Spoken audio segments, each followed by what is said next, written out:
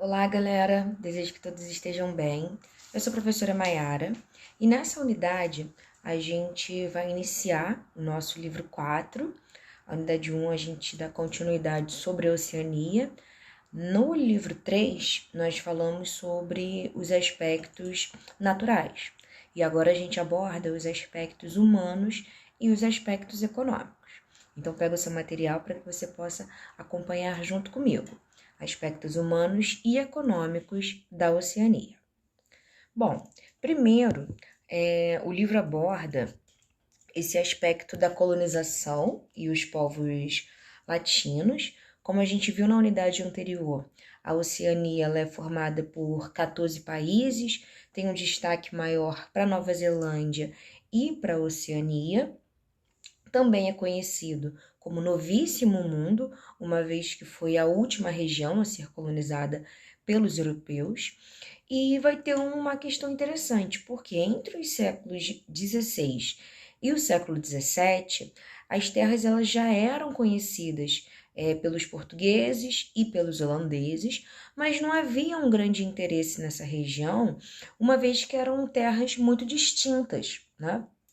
E esse contexto, ele vai mudar, né?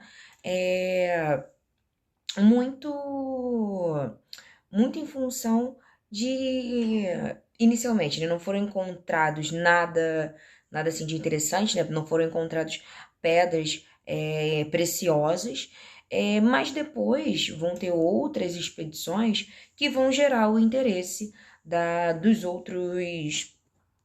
dos outros continentes pela Oceania.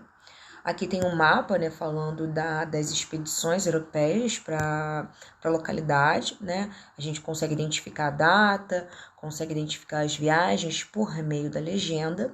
E aí vem a questão interessante. O processo de colonização da Austrália, ele vai ser muito parecido com o processo de colonização dos Estados Unidos. Por quê? Até então, os criminosos ingleses eles eram presos nos Estados Unidos. Quando os Estados Unidos se tornam independentes, a Austrália que se torna uma colônia penal. A Austrália se torna a colônia penal da Inglaterra em 1776. E a colonização dessa região ela vai demorar muito também em função desse primeiro ponto que eu abordei com vocês, que é a questão da distância, a distância em relação à Europa. Durante o século XIX, os imigrantes que chegavam, né, à Austrália descobriram solos férteis, boas condições para a prática de pecuária, para a criação de ovelhas, carneiros e os recursos minerais, como o caso do ouro. Obviamente, essa situação vai atrair cada vez mais imigrantes, juntamente com as condições naturais que vão ser favoráveis, tanto para o setor primário, né, quanto para o setor secundário, vai dar início vai se efetivar, né, o processo de colonização. Um ponto ruim é que com a colonização, os aborígenes, que são os povos originários, né, em sua maioria foram massacrados, foram dizimados pelos colonizadores. Atualmente, esses aborígenes eles vivem isolados no país, como na porção do deserto central. É uma lógica que a gente pode assemelhar com a nossa, quando os portugueses chegaram ao nosso território e também dizimaram muitos indígenas. Diferente, né, um pouquinho dos aborígenes, na porção da Nova Zelândia, né, tem os maores. Os maores, eles são originários da Polinésia, na verdade, na Polinésia. Eles chegam até a Nova Zelândia no século IX e durante o processo de colonização, esse povo ele vai apresentar uma rigidez, né? Eles serão vai ter uma postura diferenciada, mas resistentes em relação ao processo de colonização britânico. Depois disso, né, já na 380, a gente começa a ver sobre os aspectos sociais. E a partir disso a gente vai usar os indicadores, o crescimento vegetativo, densidade demográfica, a questão da estrutura etária e qualidade de vida principalmente. O primeiro é a densidade demográfica, lembrando que é aquela distribuição da população pelo território. A Austrália ela tem uma população, né, de cerca de mais de 23 milhões de habitantes, distribuídos por... Aqui está 7 milhões, né? 7.741.220 quilômetros quadrados, o que vai garantir uma densidade demográfica de 1,3 habitantes pelo país, né? Isso equivale a 3 pessoas, né? Vamos colocar assim, por quilômetro quadrado. E aí que tá o interessante, apesar de ter um grande quantitativo, apesar de apresentar, né, um número alto de pessoas, como tem um território para que essas pessoas possam estar distribuídas, ele vai ser muito populoso, porque tem um grande quantitativo, mas ele é pouco povoado, porque as pessoas não ocupam todos esses espaços. Aí são 2 fatores em relação a isso. Primeiro, tem uma concentração nas áreas de clima mais ameno, né? E uma menor concentração nas áreas de clima mais, no caso, mais tórrido, né? Que é o clima semiárido e o clima desértico.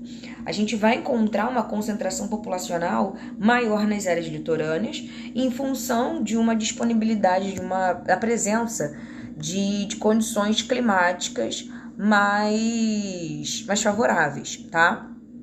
Aqui é o mapa dessa densidade demográfica. Percebam que, por exemplo, né, na porção da Tasmânia, em Vitória, muito em função das condições climáticas que a gente já viu, né, nessa porção, vai ter uma concentração populacional maior, diferente do que a gente vai ver na Austrália Ocidental, na Austrália do Sul, que são porções no qual tem uma predominância de climas o árido e o semiárido, fazendo com que a população não se concentre nessa porção do território.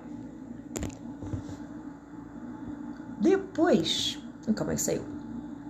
Aqui tem um jogo rápido, falando um pouquinho sobre isso, para a gente explicar a diferença entre as denominações populoso e povoado. Populoso tem a ver com o quantitativo populacional, aquela relação de população absoluta, o número total de indivíduos. E já o povoado tem a ver com a densidade demográfica, com a distribuição dessa população pelo território. Já a segunda pergunta, sabe-se que os aspectos físicos são fundamentais para determinar a fixação da população. Nessa perspectiva, descreva o motivo que ocasiona a grande concentração da população na região sudeste da Austrália. É o que a gente havia mencionado, o aspecto climático. Em função dessa área ter um clima mais úmido, apresentar condições climáticas mais agradáveis, vai ter nessa área uma concentração populacional. As pessoas não vão se concentrar em áreas com clima árido ou com clima desértico, tá? Vamos seguir aqui. E aí aqui já falo, né, sobre a Nova Zelândia, formada por 2 ilhas, a principal, né, as principais, a Ilha do Norte e a Ilha do Sul, separada pelos Estreitos de Cook, como a gente consegue ver aqui no mapa. Pronto. Tem uma área de 267.710 km², com uma população absoluta de 4.528.526 habitantes, com uma densidade demográfica de 17,2 habitantes por quilômetro quadrado. Aí você vê a diferença. A extensão territorial da Nova Zelândia, né? Extensão não, desculpa. Não, tá certo. A extensão territorial é bem inferior. O quantitativo também, né, comparado com o da Austrália, mas ela vai apresentar uma densidade demográfica maior. nesse caso, a população ela ocupa mais espaços, né, do que em comparação ao caso da Austrália, tá? Vamos para a próxima. Crescimento vegetativo. Aqui.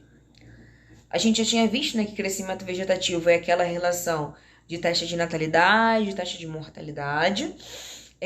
A maior parte da população australiana é formada por imigrantes, descendentes de ingleses e irlandeses, que migraram para o país ao longo dos séculos XIX e século XX. Tal fato está relacionado ao baixo crescimento vegetativo, que faz o governo incentivar a entrada de imigrantes para suprir a demanda da mão de obra. A gente já viu no início que esse crescimento vegetativo é aquela questão de natalidade e mortalidade. No caso, né, bem mencionado aqui, entre os motivos desse baixo crescimento vegetativo, destacam-se a alta expectativa de vida da população, então as pessoas estão vivendo por mais tempo, as pessoas não estão morrendo cedo, em função das boas condições de vida no país e as baixas taxas de natalidade. Então, primeiro a gente percebe que as pessoas que aqui, no caso, no contexto da Oceania, né, as pessoas que lá estão vivem por muito tempo e não está tendo uma reposição. As pessoas não estão nascendo mais pessoas em uma grande escala. E automaticamente, se você tem um número baixo de natalidade e o número alto de expectativa de vida, ou no caso, né, o número baixo de natalidade e o número baixo de mortalidade, porque as pessoas não estão morrendo com facilidade, vamos colocar assim, né? Nem seria tão apropriado falar isso, mas as pessoas não estão morrendo em grande escala, porque a expectativa de vida está mais elevada, então esse crescimento vegetativo vai ser baixo. Motivos da baixa mortalidade é a boa qualidade de vida, e o motivo para essa baixa taxa de natalidade é a inserção da mulher no mercado de trabalho, uso de métodos contraceptivos, a questão de planejamento, de educação, o aspecto da urbanização. Todos esses fatores vão influenciar numa redução da taxa de natalidade. O menor número de crianças estão nascendo. Depois ele só conclui, né? O mesmo acontece na Nova Zelândia, cuja população é predominantemente formada por imigrantes e apresenta baixo crescimento vegetativo. Toda e qualquer nação ela vai precisar da sua reposição natural. A gente nasce, cresce, se reproduz e morre. Se chega um período, né, no qual não estão mais nascendo pessoas, quem é que vai ser o professor do futuro? Quem vai ser o médico do futuro? Quem vai ser o motorista de ônibus? Quem vai trabalhar na indústria? De onde vai vir essa mão de obra? Por isso que os governos eles vão influenciar, não, eles vão auxiliar, né, vão incentivar o processo de imigração, tá? Bom, ai meu pescoço. Eu fui estalar, gente, desculpa. Depois, fala sobre a qualidade de vida e a estrutura etária. A gente já teve uma ideia de que a qualidade de vida, ela vai ser boa, tá? Mas, de modo geral. Mas, ao mesmo tempo, a gente também vai encontrar algumas disparidades. Então, essa elevação na qualidade de vida, ela não é 100%, né? Bom, ele começa dizendo: quanto à qualidade de vida, o continente apresenta grandes disparidades sociais. De um lado, temos a Nova Zelândia e a Austrália com ótimos indicadores, que foi o caso que a gente mostrou, né, agora, falando da baixa taxa de natalidade. E do outro, países com problemas sociais, como as Ilhas Salomão e Papua Nova Guiné. E isso, gente, fica muito claro nesse gráfico. Observa primeiro a questão do IDH. Enquanto a Austrália tem um IDH de 0,9,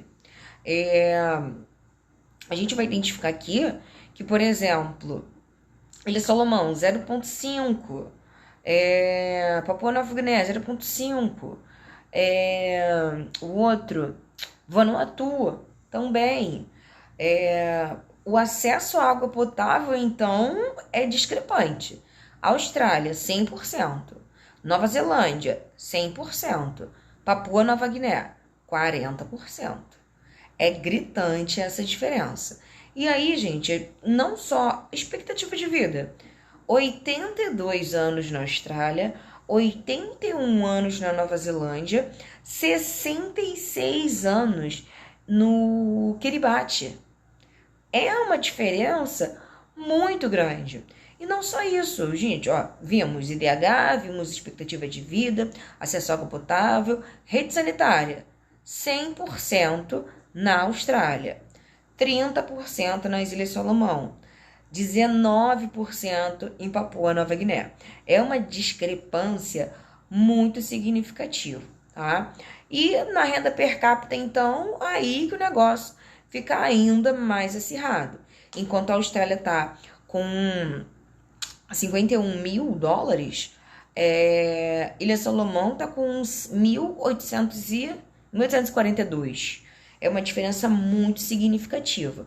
Então, só por esse quadro, a gente já consegue perceber que existem disparidades muito significativas dentro da Oceania. O destaque, obviamente, os destaques, né, serão para a Austrália e para Nova Zelândia, e em contrapartida, as outras porções dos outros países, né, do continente vão sofrer com grandes diferenças sociais.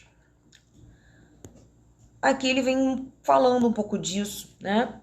Podemos notar que Papua Nova Guiné, Kiribati, Vanuatu e as Ilhas Salomão têm as taxas mais baixas de IDH da região, em virtude do processo de colonização, da dificuldade dos países em participar da economia internacional, de ter sua economia baseada no setor primário e de ser dependentes de países mais desenvolvidos.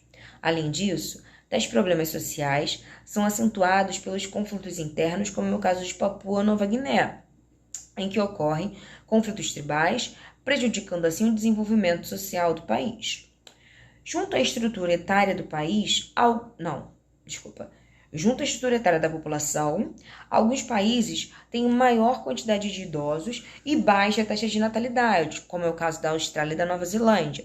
E outros têm o predomínio de jovens e o baixo número de idosos, como é o caso de Papua Nova Guiné. Aí você vê a diferença. Enquanto vai ter uma boa qualidade de vida, fazendo com que não nasçam tantas pessoas, e as pessoas que lá estão vão viver por mais tempo, em Papua Nova Guiné é totalmente contrário. Já está nascendo muitas pessoas, e também tem um alto número de mortalidade. Apesar de nascer, essas pessoas não chegam até a idade muito adulta, muito idosa, né? Porque vai ter um predomínio dos mais jovens e não dos idosos.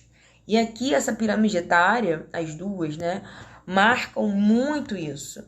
Uma é de Papua Nova Guiné, outra é da Austrália. Perceba que da Austrália está quase reta. Quase já se equiparando, porque não tem um número alto de nascimentos, o número de idosos é grande, e em contrapartida, olha a pirâmide da Papua Nova Guiné, uma base larga.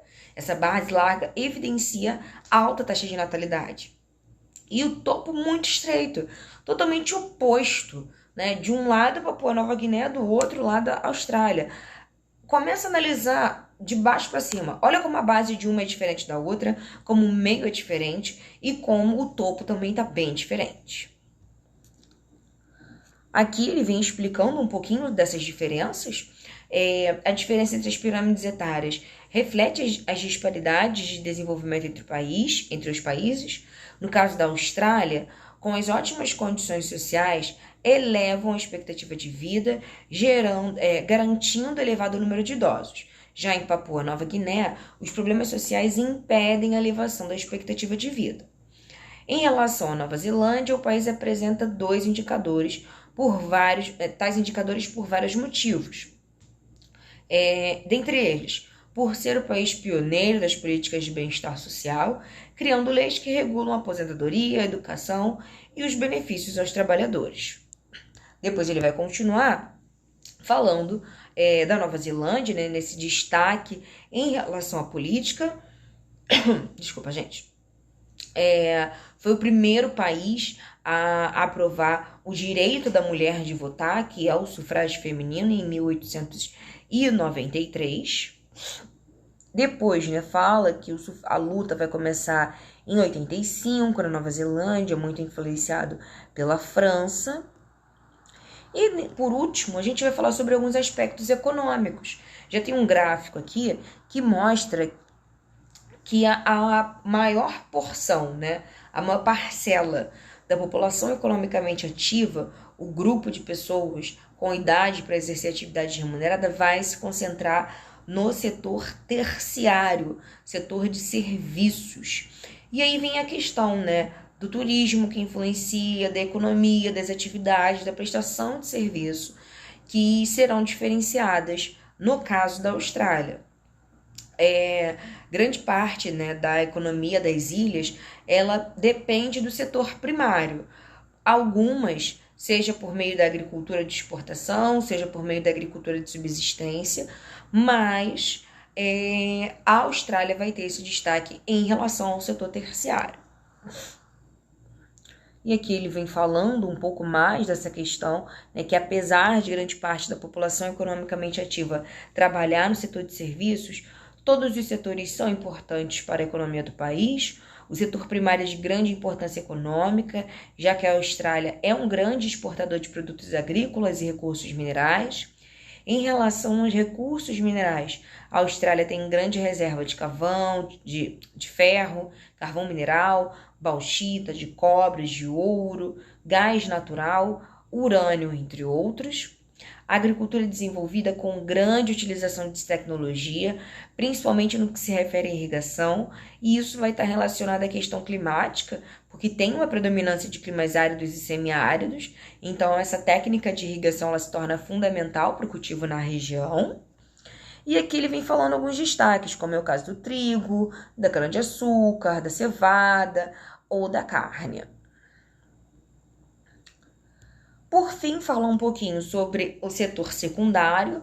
A produção industrial tem grande relevância, graças ao alto poder de compra da população australiana e às exportações.